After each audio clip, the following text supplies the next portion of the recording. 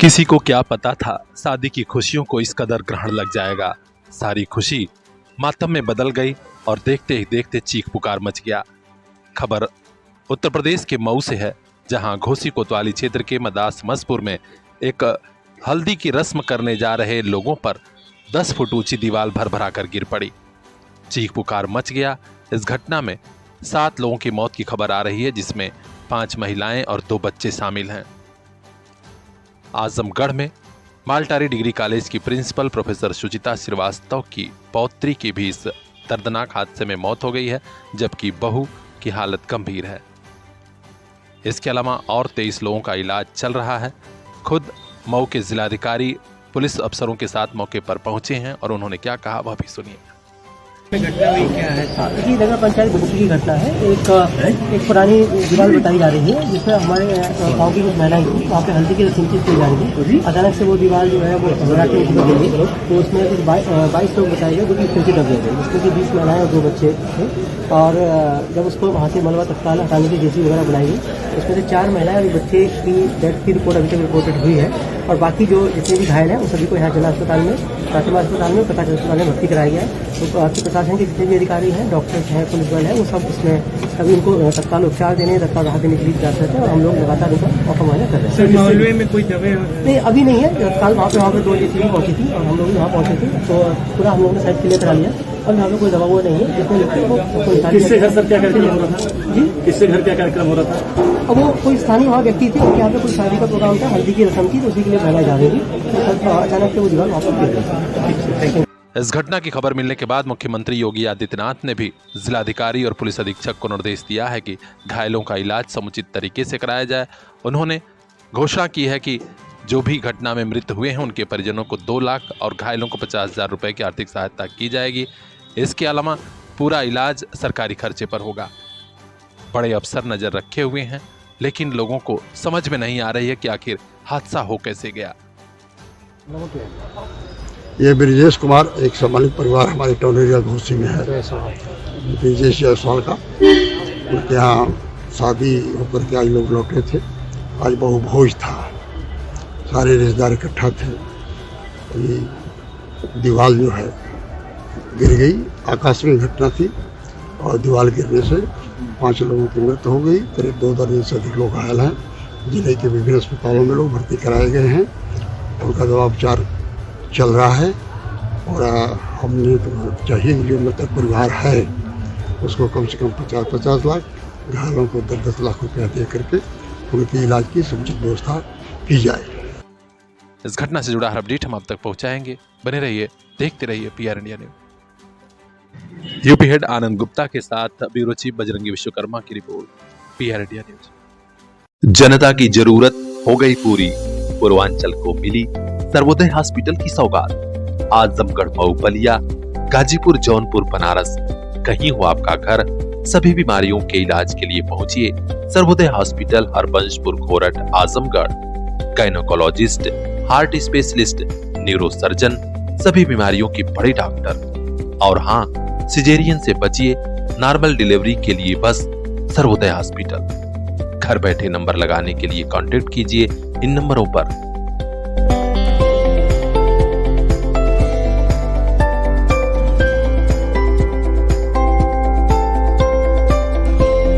Sarvodaya hospital, आपके पूरे परिवार की सेहत का ख्याल।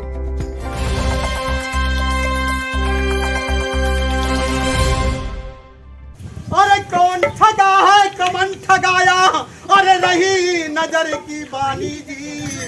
अरे तुमको उसको उनसे उसको बांटे दाना पानी जी। और पालन करे कहाँ वे आया, पालन करन कहाँ वे आया, पालन करे कहाँ वे आया, पालन करे कहाँ वे आया। ओ पालन करके कहाँ से आया, घरे सुनाती बेला, माया भी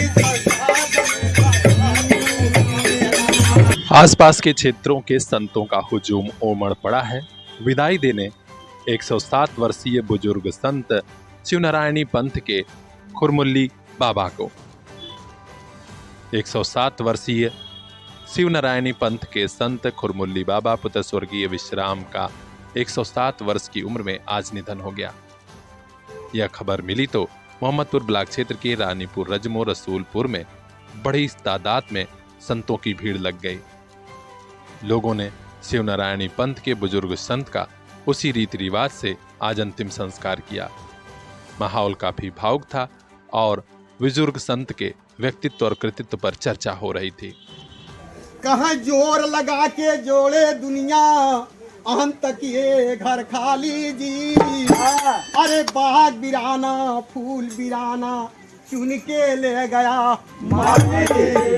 अरे धरती रही मुसाफिर गुजरे, धरती रही मुसाफिर गुजरे, धरती रही मुसाफिर गुजरे, धरती रही मुसाफिर गुजरे, धरती रही मुसाफिर गुजरे। संग चले ना पेला माया की संसार झमेला,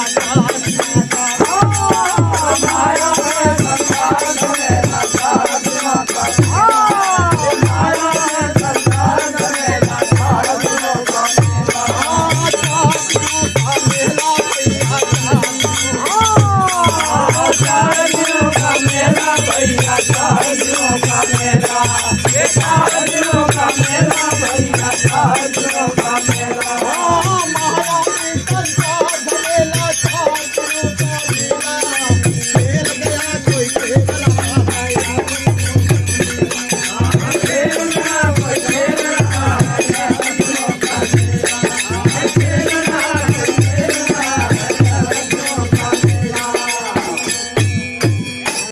इस मौके पर जिला हुक्मी महंत शंकर प्रसाद, राजकुमार, रामनयन राम, जिला संचालक चंद्रबली प्रसाद, इंदल प्रसाद, मनफेर महंत, राम दुलारे, कोयलारी समेत बड़ी संख्या में महिलाएं, बच्चे, पुरुष सभी शामिल हुए। ब्यूरो चीफ अजय कुमार की रिपोर्ट, पीआर इंडिया न्यूज। महंगाई के जमाने में महंगे स्कूल ना बाबा ना, हमारे लिए तो बस लिटिल फ्लावर नर्सरी स्कूल, जहां परिवार के 2 बच्चों की एडमिशन पर तीसरे बच्चे की पढ़ाई बिल्कुल मुफ्त। तो आज ही कराइए admission play group 2 class 5 little flower nursery school Patkhauli Azamgarh. English medium education, खेल खेल में पढ़ाई, योगा क्लास, डांस क्लास और भी कई एक्स्ट्रा करिकुलर एक्टिविटीज, जिससे आपके बच्चे करेंगे पढ़ाई से प्यार। संस्कार से सफलता तक की हमारी मुहिम में आप भी आइए। 2 बच्चों के एडमिशन पर तीसरे बच्चे को फ्री में पढ़ाइए। Little flower nursery school Patkhauli Azamgarh, 9452403857। Little flower nursery school, ताकि मुस्कुराते रहें आपके बच्चे।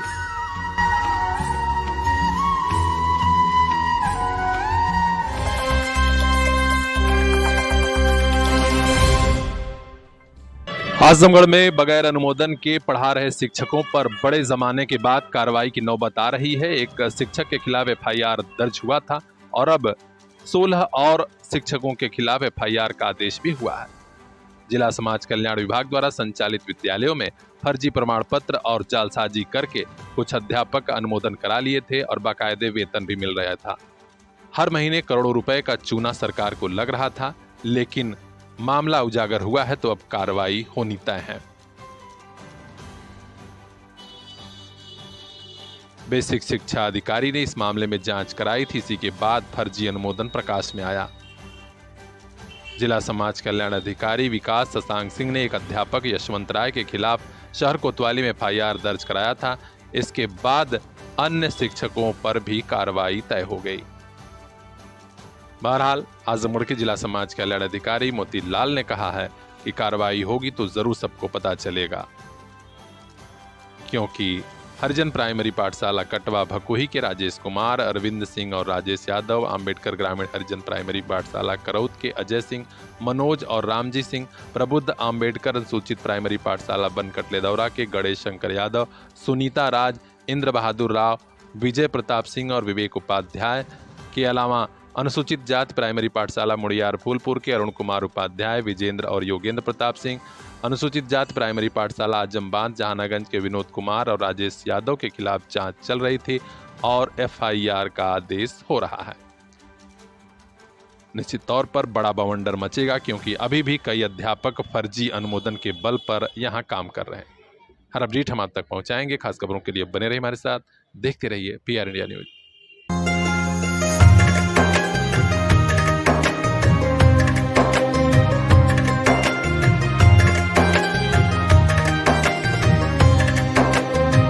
बाजार में शॉपिंग का किस्मत कनेक्शन भी होता है।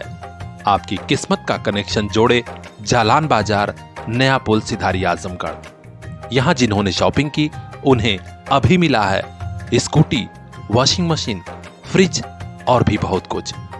अब है बारी आपकी शादी, विवाह, त्योहार या फिर स्कूल ड्रेस और दुल्हन का श्रृंगार। सभी खरीदारी पर 20% की बम्पर छूट। और हां, एक कंबल खरीदिए दूसरा मुफ्त लेकर जाइए। आज ही आइए जालान बाजार, नया पुल, सिधारी तिराहा, आजमगढ़।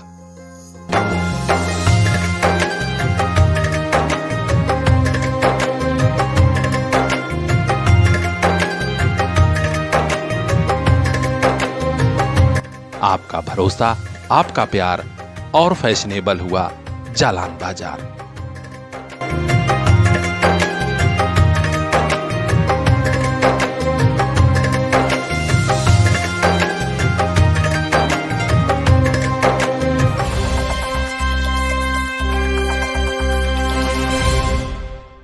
महिला के घर में घुसकर एक दरोगा और उसके 4 साथियों ने न सिर्फ अभद्रता की बल्कि अश्लीलता की सीमा भी पार कर दी। मामला प्रयागराज का है। सिंघोरिया गांव की महिला ने पुलिस के बड़े अफसरों तक पहुंचकर आरोप लगाया है। प्रयागराज के नवाबगंज थाना क्षेत्र के एक गांव का ही मामला है, जहां दरोगा और उसके 4 साथियों पर आरोप लगा है। आरोप यह भी है कि दरोगा नशे में थे और 4 साथियों के साथ महिला से अश्लील हरकत करने लगे। गाली गलौज और मारपीट की भी खबर आ रही है। बड़े अफसर इस मामले में तुरंत जांच का आदेश दे दिए हैं। इंस्पेक्टर नवाबगंज कुशलपाल सिंह ने बताया कि डीसीपी ने जांच सोराव एसीपी को सौंपी है। जल्द ही कार्रवाई भी होगी। खास खबरों के लिए बने रहिए हमारे साथ। यूपी हेड आनंद गुप्ता की रिपोर्ट, PR इंडिया न्यूज।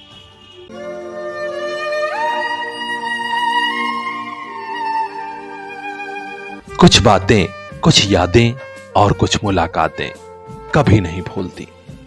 आइए एक मुलाकात परंपरा के साथ। साड़ी, लहंगा, सूट और कुर्ती का शानदार शोरूम, नरोली रोड, सिधारी, आजमगढ़।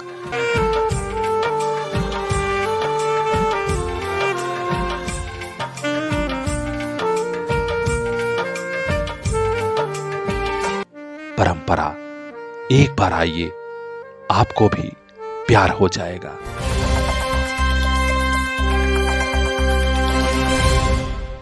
उत्तर प्रदेश के चर्चित डीजीसी साधना शर्मा हत्याकांड में साक्ष्यों से छेड़छाड़ का मामला प्रकाश में आ रहा है।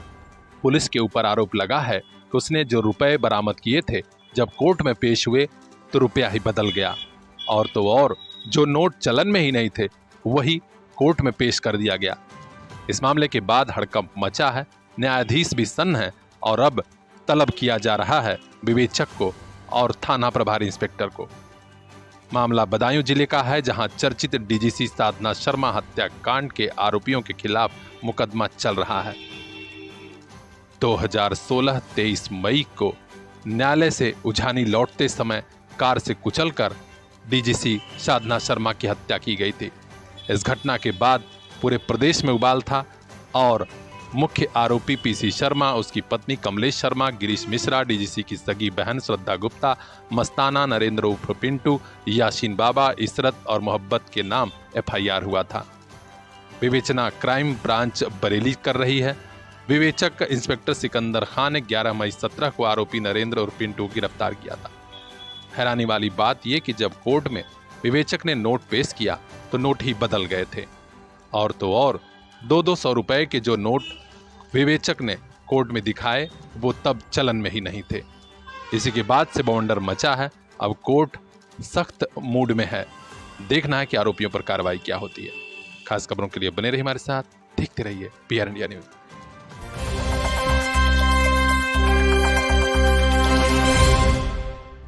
मुख्यमंत्री योगी आदित्यनाथ के निर्देश पर आज प्रदेश सरकार के ऊर्जा मंत्री श्री A.K. शर्मा मऊ जनपद के घोसी कोतवाली क्षेत्र के उस मोहल्ले में पहुंचे, जहां एक दिन पहले हल्दी की रस्म के दौरान दीवार गिर जाने से 7 लोगों की मौत हो गई थी। आज एक महिला की इलाज के दौरान भी मौत हो गई है।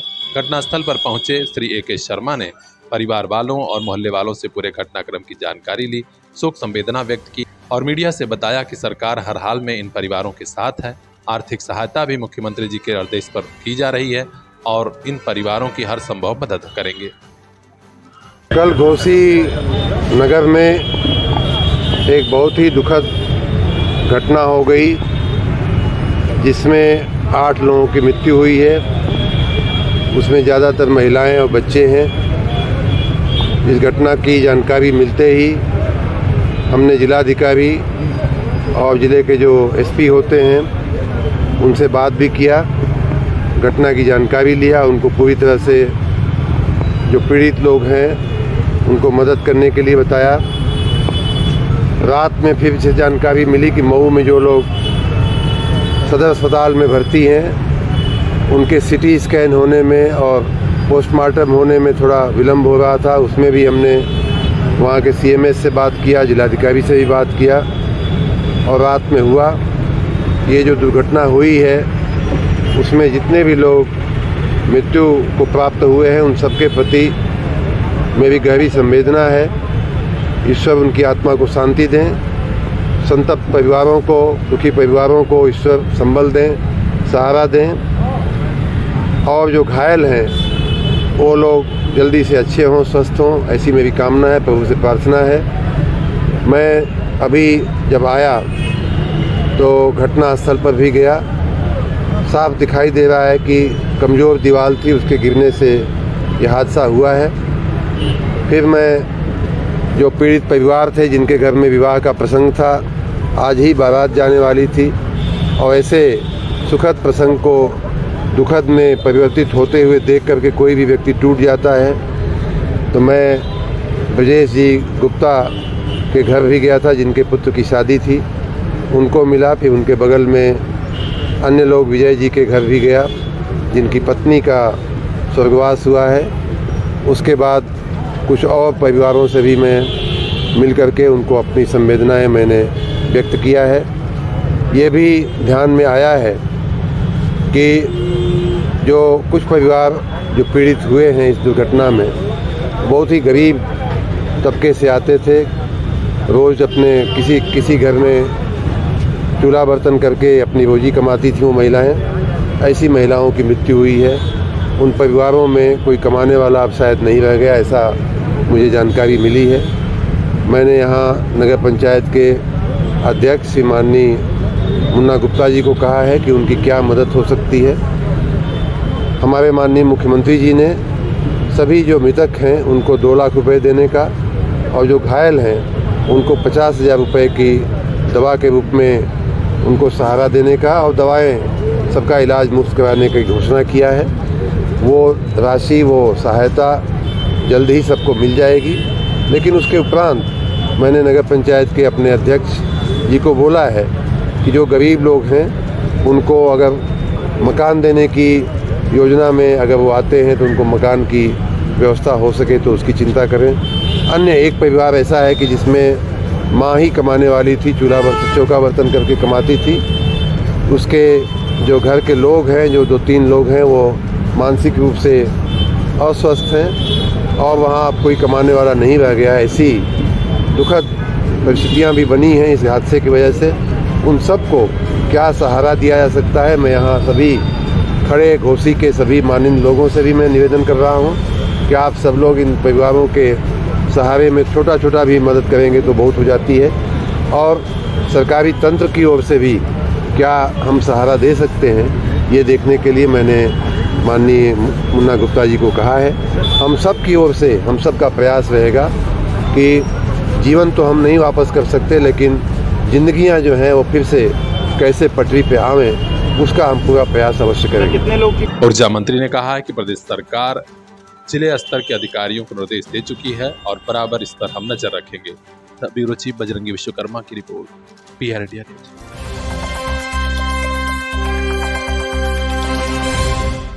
सुलह समझौते के आधार पर मुकदमों के निस्तारण का मौका एक बार फिर मिला। वादकारियों को जब आजमगढ़ दीवानी न्यायालय परिसर में लोक अदालत का आयोजन हुआ।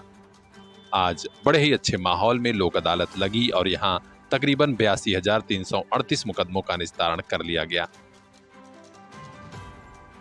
दीवानी न्यायालय के हॉल ऑफ जस्टिस में जिला जज माननीय संजीव शुक्ला, प्रधान पारिवारिक न्यायाधीश अचल सचदेव तथा मोटर दुर्घटना अधिकरण के न्यायाधीश अजय कुमार सिंह ने संयुक्त रूप से मां सरस्वती के चित्र पर माल्यार्पण व दीप प्रज्वलन से लोक अदालत का शुभारंभ किया।